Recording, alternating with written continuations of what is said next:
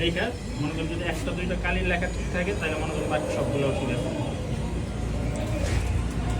তারপরে ক্যাপ লাগাবেন আর পাতার এক সাইডে স্টিকার আঠা লাগানো হবে, এক সাইডে আঠাটা খুললে বা ঢুকাবেন প্যাকেটিং কাজ শেষ।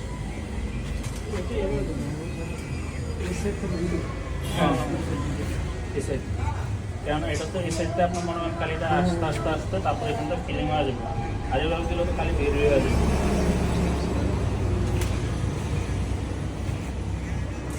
এটা একটা করেন আপনি।